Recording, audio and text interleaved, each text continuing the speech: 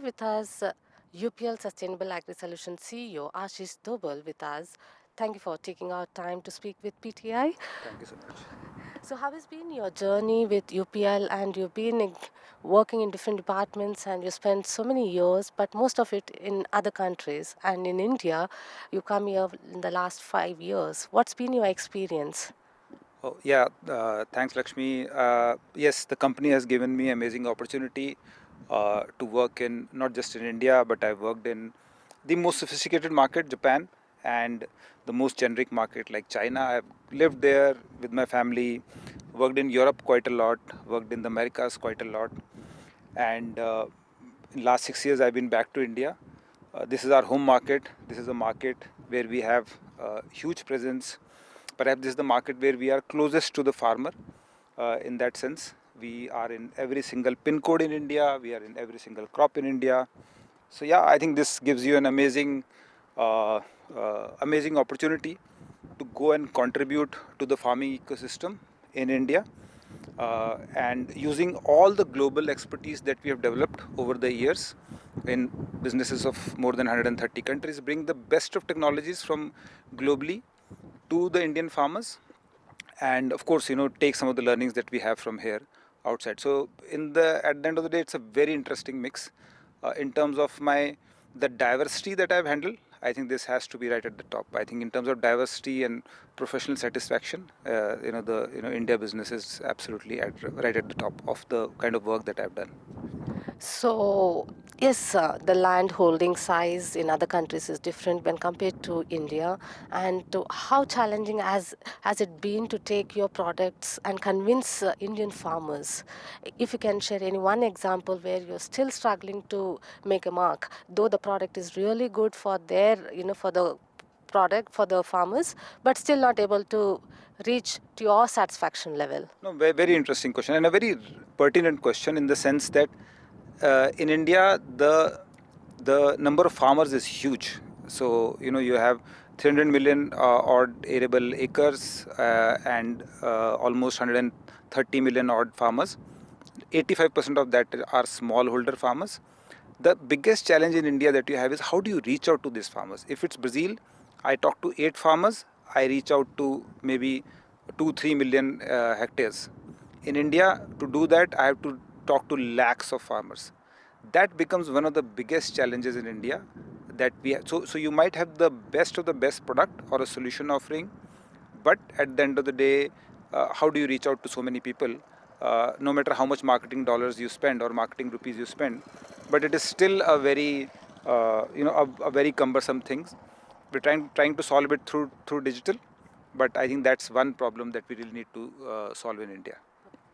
So, when it comes to companies' performance, obviously, in the recent years, it has been mixed performance. How do you plan to take it to the recovery and turn it to profitability? What measures are in place? So I think the whole industry, saw some headwinds last year, and what it has done is for the whole industry to go back to the drawing board a little bit and look at the areas that you would want to work on to set up the businesses for the next 30-40 years. I think it's a good shake-up that the entire industry got last year. As far as us is concerned, we are in India specifically looking at, we've looked at a lot of data across India and realized that India is a mixture of a lot of micro markets, and we've sort of gone back and designed strategies solving those particular problems of those micro markets. We've seen that sustainability has become a very big and important factor now. It is at the top of the mind of a lot of guys who are buying from farmers and also farmers. And so I think we, like all the companies, we also are trying to reorient with that. We are seeing that climate change, which we thought will come after some years, is already here. So every company has to align their strategy for how do we address climate change. And it's a new thing. Everybody has to come together. There's nobody competing on this. We all have to come together and say, how do we manage farming in a time when there is a temperature distress or there's a rain distress? or there is a sudden pest outbreak, I think it calls for a lot of collaboration, because this is a big challenge today. There's so much talk about sustainability. Is it a fad? How do you address the concerns of critics? They say it is very expensive and difficult to implement and convince farmers compared to traditional methods. So two answers to this. Is sustainability important, and are the concerns which are there genuine? I think absolutely genuine. Sustainability, we need to make sure that we are making sure that the farming is done sustainably, profitably, and in a environment friendly way, year on year on year. Today, we really want to make sure that the farming is very very sustainable. But so that's a genuine concern. What we need to do to make sure that it lands on the ground, is it costly? You're right. We need to all work together in this, because sustainability is not just crop protection company. You have producers who are buying it, you have the end users, you have the regulators, you have the governments, you have the FPOs. I think everybody needs to come together to sort of make those changes in the practices in farming, and adopt new technologies and systems which are then helping the entire sustainable farming. Tell It is me, not just one company, one sector, or one part of the farming ecosystem which can drive it. It has to be sort of driven by all the stakeholders. tell me how UPL-SAS has put in measures to make crop protection products sustainable and how the Unimart concept is helping in this endeavor. Yeah, so I think we at UPL what we're trying to say is that besides the strong crop protection business we have, and the solutions we have, and the pipeline we have, besides this, what we are also saying is we are integrating our climate smart solution. So today, our each and every crop solution has a compulsory bio solution or a climate smart solution to it. We also are trying to integrate some of the water saving technologies, which is agriculture is a huge user of fresh water.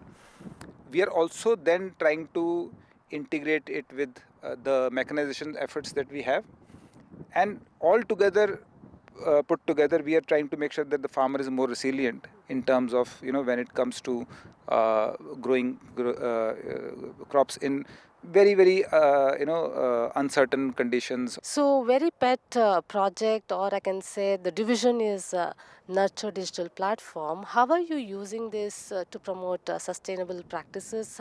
To what extent it's been successful? Because it's so difficult to convince Indian farmers with the newer technologies.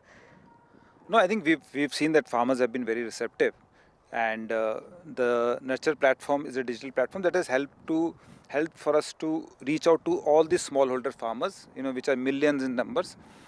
So digital and text allows you that space where you can be in farmer's house 24/7 through his app, and give offerings like we give insurance offerings, we give product offerings, we also give offerings like this spray services. So some of these spray services, so these are our specially designed machines. I personally feel this is one of the biggest innovation that has happened in Indian agriculture in last decade or so.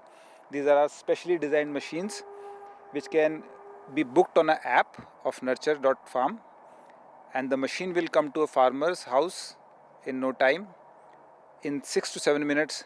Through a 20 nozzle boom spray, the spray is done in the most in a manner where the worker safety is at a topmost priority. If you would see, the cabin is all closed, the farmer is sitting under the tree, and his field is sprayed. So a big innovation that we have done as part of Nurture Farm, and this is available on the app. So we make sure that a lot of these new innovations reaches out to the farmer through a app. Otherwise, you'll have to put thousands of people to go and explain it to the farmers. So I think that's where our nurture initiatives fall in line, and that's what we are So, looking at. so how many farmers have been able to use these kind of machines in India? Oh, I think every year we are spraying more than 2 to 3 million acres, depending upon the season. These machines work fantastically well in cotton, sugarcane, maize. soya, groundnut, and we've reached out to a few million farmers every year. There are a lot of regular users and who use the machines every year, and then there are also new users that we add every year. And of course we expect that with platforms like this, people would realize that there is facility like this available on your app. You don't have to go out anywhere to avail these facilities. So many farmers are still not tech savvy. They can reach to Unimarts and book the rental services there. Yes, so we can help them. What we've done is we used to book it through Unimarts and call centers also. But what we've found is the Indian farmer is very smart. That was one of our revelations. We've seen that in place like this you will get a 4G. We've seen that people do come on the app and they do make bookings. So when we made the shift to make bookings on the 100% on the app, the farmers did come on the app. So now the bookings, we started with call center, then we took it to Unimarts, now we took it to the app, and now 100% of our booking comes through app. Very nicely done. Salute to the Indian farmer who can actually, who did much better than we actually thought that they'd do. The adoption that they had for availing these services on the app is great. But this is a message we want to spread to more farmers. If a few million farmers can do this, the other few million also definitely can do this. So tell me about Unimart. You have expanded to more than 600. Are you looking at newer locations, and how are you planning to promote that? Yes. So if you'd see, uh, the nurture.farm is almost like a convergence of the offerings that we have, whether it's crop protection, bio-solution, advisory, whether it is disease recognition. We have lenses in the app through which you can recognize disease. We have mechanization available on the app. We have a lot of advisory available on the app. A similar thing in the physical world is our Unimarts. Unimarts is like our flagship stores, where a farmer can go to a dedicated flagship store of UPL, and these are in different parts of India, and a farmer can avail all the services, and he'll not be pushed to buy a product. He can experience it. He It's can more like experience more like center. experience it, and of course he can buy after that. We do organize farmer training is a big challenge in India.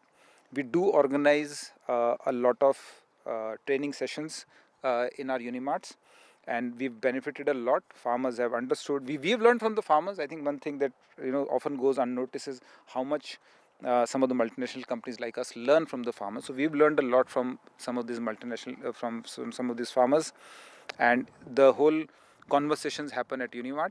And if you want insurance, if you want a machine, drone, you can come to the Unimart. They'll tell you how to download the app. They'll tell you how to use a particular product. So while nurture.farm is a online virtual world to meet and embrace and experience UPL and its offerings, Unimart is more of a physical world where you can actually go sit, have a cup of tea, and talk about UPL products. And if you like it, buy it. We'll not push you the product there. So what are the new products that you're working on, and the new investors that you're looking at for those products? Uh, I don't think so. We're looking at new investors, but definitely we have a lot of new products in our pipeline.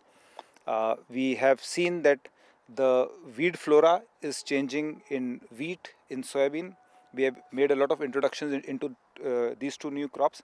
We've seen the pest profile changing in cotton. We've introduced a lot of cotton insecticides. We have seen the disease profile changing in paddy and in vegetables. We've got some latest brand new chemistries in those segments, and as we go forward, we are looking at tackling some of the other complex problems. That's so innovation and chemistry is very core to UPL. At all points of time, we are innovating, and we are bringing new solutions to the farmers, and that has been our forte for last so many years. So my last question is, so where do you see yourself in the next 5 years, in UPL or outside UPL? Very, very, very difficult Because question to answer. you worked here for such Very, a long time, and it's a long stint for any executive to be there. Very difficult question to answer. UPL is, I love to say that we are a startup, a $6 billion or a multi-billion-dollar startup. There's a lot happening at all points of time.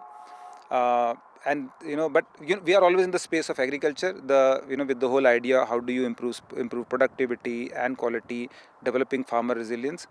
And like I said, crop protection is one piece. View climate smart solution, how do you develop sustainable solutions, how do you make sure that we are developing the latest in tech machine. It's a very exciting world.